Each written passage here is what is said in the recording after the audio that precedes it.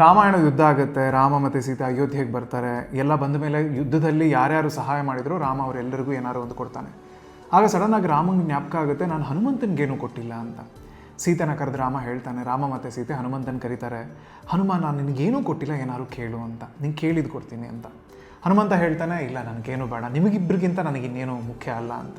ಸೀತೆ ಆದರೂ ಬಲವಂತವಾಗಿ ತನ್ನ ಮಾಣಿಕ್ಯದ ಹಾರವನ್ನು ಹನುಮಂತನಿಗೆ ಹಾಕ್ತಾಳೆ. ಇದು ತುಂಬ ಮೌಲ್ಯವಾದದ್ದು, ಇಟ್ಕೋ ಅಂತ.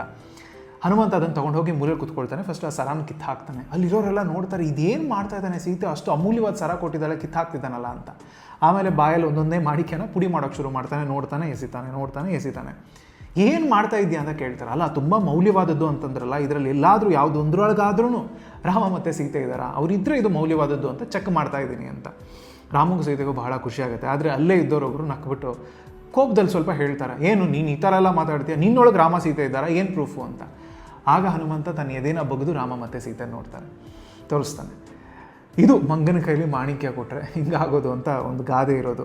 ಗಾದೆ ಪ್ರಕಾರ ಏನು ಅಂತಂದರೆ, ಒಬ್ರಿಗೆ ಯಾವ ವಸ್ತುವಿಂದ ಏನು ಉಪಯೋಗ ಇಲ್ವೋ, ಯಾವ ವಸ್ತು ಪ್ರಾಮುಖ್ಯತೆ ಏನೋ ಅರ್ಥ ಆಗಲ್ವೋ ಅದನ್ನು ಕೊಟ್ಟರೆ ಅವರು ಅದನ್ನು ಹಾಳು ಮಾಡ್ತಾರೆ ಅಂತ. ಆದರೆ ಇಲ್ಲಿ ರಾಮ ಮತ್ತು ಸೀತೆ ಮೇಲೆ ಹನುಮಂತನಿಗಿದ್ದ ಅದಮ್ಯವಾದ ನಿಜವಾದ ಪ್ರೀತಿನ ತೋರಿಸುತ್ತೆ. ಜೀವನದಲ್ಲಿ ಯಾರು ಪ್ರೀತಿ ಮಾಡೋರು ಇದ್ದರೆ, ಪ್ರೀತಿಸ್ತಾ ಇದ್ದರೆ ಹಾಗೆ ಪ್ರೀತಿಸಬೇಕು. ನಿಮ್ಮ ಜೀವನದಲ್ಲಿ ಆ ಥರ ಪ್ರೀತಿ ಮಾಡೋರು ಯಾರು ಇದ್ದಾರಾ? ಯೋಚನೆ ಮಾಡಿ, ಇದ್ದರೆ ಇದನ್ನು ಶೇರ್ ಮಾಡಿ.